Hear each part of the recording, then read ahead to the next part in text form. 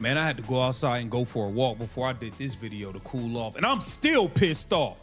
I'm still pissed. This was straight up sabotage. Stephanie White, you are a bum. Aaliyah Boston, you are even more of a bum. You are a $6 million piece of garbage out there. Your ass can't make a layup. You refuse to pass the ball to Caitlin Clark. You stink.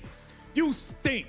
You've been intentionally not passing the ball to Caitlin Clark for the last 7-8 games. We've been watching and counting. I've been watching your ass not pass her the ball. You can't make a layup to save your life. You just as garbage at layup. WNBA fans, welcome back to WNBA Prime Time TV. A significant event is taking place. Sophie Cunningham and Caitlin Clark have made a significant move, and the Fever and Stephanie White are receiving a lot of attention as a result of recent events. So, let's get right into today's video without wasting any time. Why may Caitlin Clark and Sophie Cunningham decide to join the New York Liberty instead of the Indiana Fever? Why would they take such a drastic step? Let's investigate. She turned around and walked directly away from the bench as the arena collapsed into total chaos. Caitlin Clark finally lost it after a devastating 91-85 loss against the Dallas Wings. Head coach Stephanie White stood still on the sidelines. She was obviously shocked by the violent outburst occurring in front of her.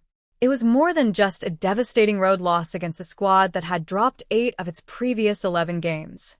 It was the violent finale of a building internal struggle that could have destroyed the entire company and had been going on behind closed doors for weeks. She played a hell of a game, but this thing was 100% about Kelsey Mitchell, and I think it had everything to do with them seeing Caitlin Clark climbing that MVP ladder, and they said, hell no, we are sabotaging this, and that is exactly what happened. The Indiana Fever lose to a team in the Dallas Wings that lost 8 out of their last 11 games. You could thank Stephanie White, who wanted to make it all about Kelsey Mitchell. Welcome to Keep the Vision. Make sure you like, comment, subscribe. Share the channel, hit the bell notification, hype the video. That'd be greatly appreciated, man. I am disgusted with the Indiana Fever. I am disgusted. Stephanie White, get your bum ass. It was impossible to ignore the serious fracture on the court from the first possession. White wrote the first piece just for Kelsey Mitchell and completely ignored Clark as a significant playwright. As he executed the preset sequence, Clark's selfless bounce pass propelled Mitchell straight to the free throw line. But that one scene set a worrisome precedent that pervaded the entire evening. The coaching staff concentrated on a single tactic rather than balancing the offensive onslaught. It quickly became evident to everyone watching that Clark was being pushed out of the central driver's seat. Disgusted. Stephanie White, get your bum ass in the trash. Get your bum ass in the trash. You are a freaking bum of a coach. You are terrible. You are terrible. You mean to tell me the very first play of the game was ran for Kelsey Mitchell? Caitlin Clark threw her a bounce pass. Kelsey Mitchell went to turn the corner, got fouled, went to the free throw line.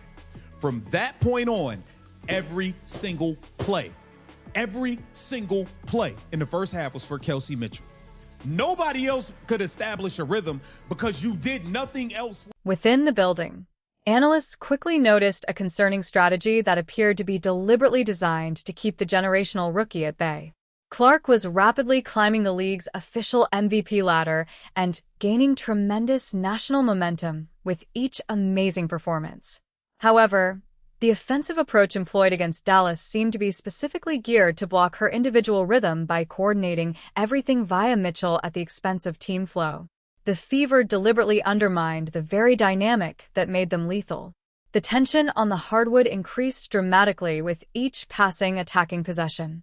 Cunningham to get a shot from 3. You like by the time people got looks, they were in no rhythm. There was no rhythm by the time they actually got looks at the rim. Aaliyah Boston is trash. She does not set screens. You got people tackling Caitlin Clark. Aaliyah Boston, big, soft, sorry ass, don't do nothing. She's a big, soft, sorry piece of if you ask me out there. Aaliyah Boston is ass. $6 million of ass juice out there. She ain't did nothing. Got dominated by Jessica Shepard. Aaliyah Boston, get your sorry ass in the trash too. Go on. Get your sorry ass in the trash. The statistical disparity during the first 2 quarters exposed the shocking truth of what was happening on the floor. Indiana didn't execute a single pick and roll or ball screen meant for Clark until the last 15 seconds of the second quarter. Imagine how absurd it would be for the most dynamic player in modern basketball to stand there on the perimeter until the third quarter without making an off-ball screen. As her scoring threat was completely eliminated, she was compelled to watch the action from the sidelines. Clark's mounting rage was about to blow up. Straight up bum. Stephanie White, you are the biggest piece of garbage, biggest piece of trash out there. Take a look at this. I'm glad. Look, Caitlin Clark is turning her back on Stephanie White. She's over it. Can we end this thing at the end of the season? Shout out to Kelsey. You played a good game. We're going to get into that. I want this thing broken up by the end of the season. You can't afford both. Pick one and let's move on. At this point, I'd rather y'all keep Kelsey, Stephanie, and AB together in Indiana, and let's let Caitlin go elsewhere. Can we go elsewhere, please? I just want to get the hell away from here. I want to get away from these weirdos. I want to get away from this sabotaging organization. I want to get away from everything. Take a look at this. Stephanie White had no idea that a serious breakdown in team chemistry was taking place right in front of her. Without offering any significant schematic support, the head coach was often captured on camera giving Clark relentless instructions and pestering her during critical dead ball situations. Instead of altering the offense to free up her star guard, White was clearly unhappy when the ball did end up in Clark's hands. The coach and celebrity's body language worsened in real time, revealing a massive rift that could no longer be hidden behind diplomatic news conferences. Look at her. Look at her. She don't want to hear it no more. Now look at Stephanie White when Caitlin Clark has the ball right here. She don't even want Caitlin to have the ball. She want Kelsey to have the ball. You see that reaction from the coach? You see that? They hate each other, and it's okay. I'll be glad when this thing is over. I will be glad when this thing is over. Get Caitlin Clark the hell away from this team. Get her the hell out of here, man. Caitlin Clark don't want nothing to do with Stephanie White, and Stephanie White don't want nothing to do with Caitlin Clark, which is fine. Can we stop this whole kumbaya thing, this fake thing? Stop standing up for Stephanie White. The in-court execution was rendered much more troubling by the front court dynamics and passing patterns, a focal point with a substantial income. On the perimeter, Aaliyah Boston routinely refused to execute basic handoffs with Clark. On multiple occasions, the observer witnessed Boston initiate a move in Clark's direction before quickly changing direction at the last second and sending the ball directly to Mitchell. This deliberate trend persisted throughout the game. Without fear of internal punishment, opponents violently encircled Clark, rendering her immobile. Y'all had to go Kate for her at the podium. Y'all lost to a team that lost 8 out of their last 11 games. Caitlin Clark didn't play well. You shot 1 free throw. That shows me you had a lack of aggression. I felt like you checked out in the second quarter, to be honest. I watched you check out. They ran everything for Kelsey Mitchell. You came down the court. You wasn't even looking for no ball screens no more because you knew they wasn't coming. And you know once you pass the ball, you're never getting the ball back. You know that. If we all know it, you know it too. You know Aaliyah Boston don't give you the ball when you give it to her. You know when you go for the handoff with Aaliyah Boston, she's going to do this and then go the opposite way and give it to Kelsey. You know that. Boston failed to provide adequate physical defense in screen and roll scenarios, leaving Clark vulnerable to devastating defensive smashes. Dallas defenders were practically tackling Clark on the perimeter. Boston, on the other hand, offered hardly any significant interaction or opposition to establish separation. The problem was made worse by Clark's constant spoon-feeding of high-percentage chances around the rim that Boston was unable to convert.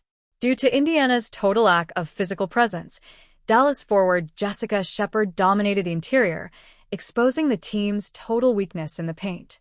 Every game has been that. This girl body just shut down the last game, just like it did in the playoffs last year, and she plays 35 minutes.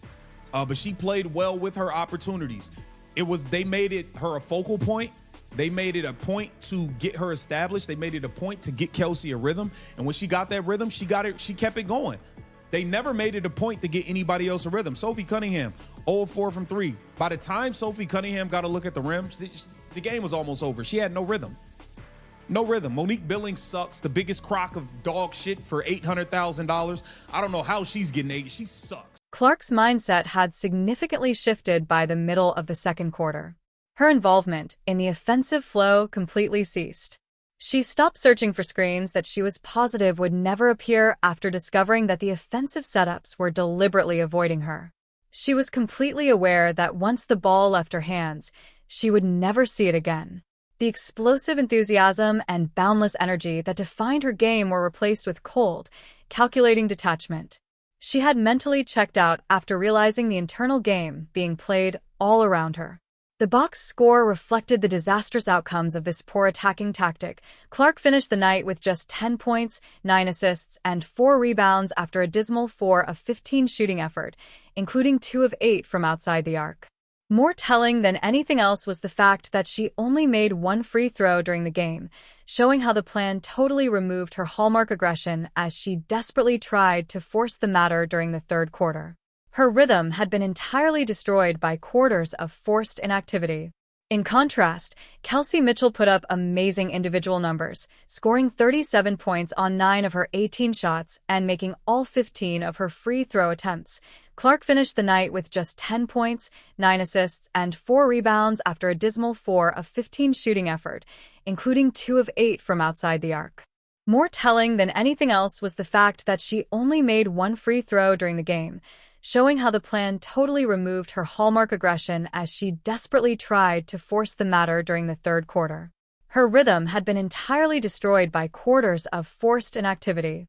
In contrast, Kelsey Mitchell put up amazing individual numbers, scoring 37 points on 9 of her 18 shots and making all 15 of her free throw attempts. By the time supporting players were touched late in the shot clock, the game was already slipping away. When 4 players are reduced to spectators, the offensive structure is severely disturbed, as Monique Billings and other key rotation players found it very difficult to contribute. In contrast, Indiana's growing internal conflict was ruthlessly exploited by the Dallas Wings. Iraqi Ogun Bale consistently and confidently took advantage of the Fever's inconsistent defensive rotations to score 32 points. In a record performance, Jessica Shepard finished with 26 points and 8 rebounds after making 10 of 11 shots in the first half alone.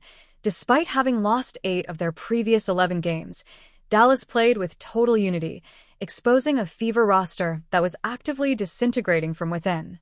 The emotional high point of the evening was Stephanie White's audacious move toward Clark during a crucial break late in the second half to administer yet another round of sideline reprimands.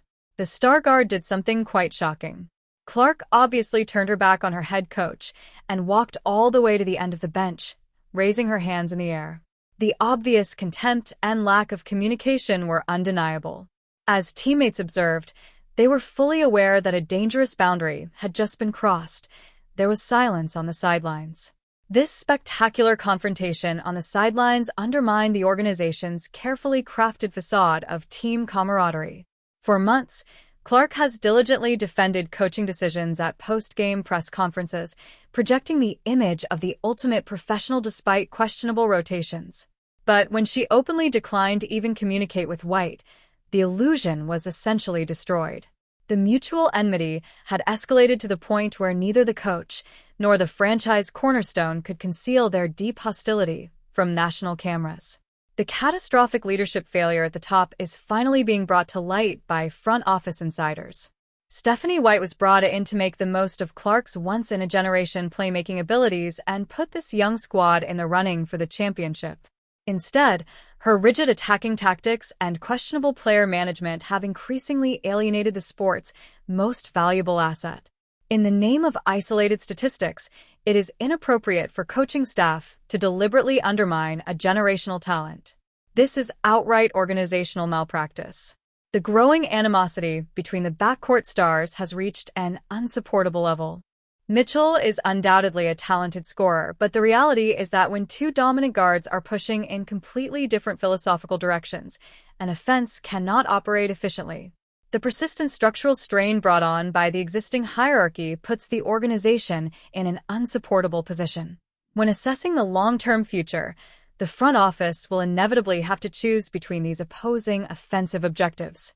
The situation is made worse by the evident lack of accountability in the starting front court. Boston's massive contract demands a two-way level comparable to that of the most dominant players in the game, Instead, her clear inability to make basic shots at the rim or make physical contact with the screen has severely hindered the team's half-court performance. When your starting center consistently misses out on outstanding playmaking, a compounding wave of frustration can completely ruin an offense.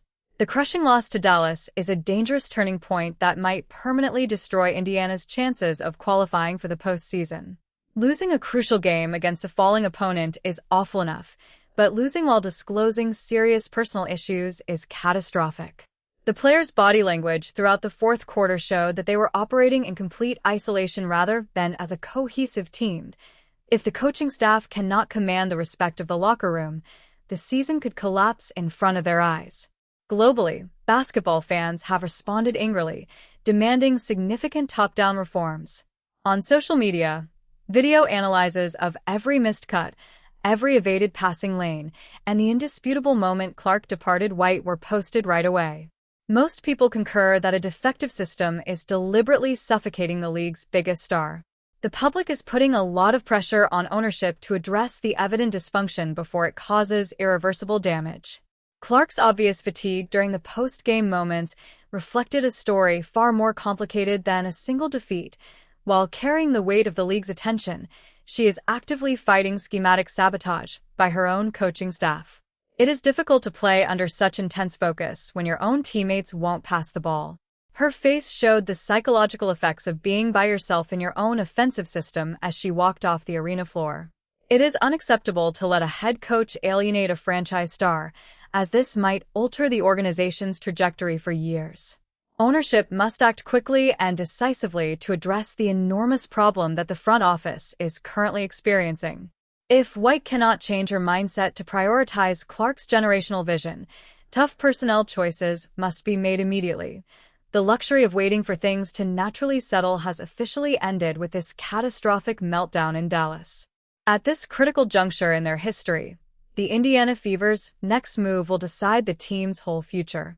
If the organization doesn't fully commit to building around Caitlin Clark's exceptional ability with a coaching staff that is in sync with her, they run the risk of losing the most precious asset in modern basketball history. The spectacular breakdown against Dallas wasn't the result of a single awful night. It made it quite evident that the current dynamic is irreversibly harmed. The Dallas final buzzer was much more than a 6-point defeat in the standings. It exposed extremely poor tactical decisions, an unsustainable ego conflict, and a franchise cornerstone who has officially had enough of being ostracized.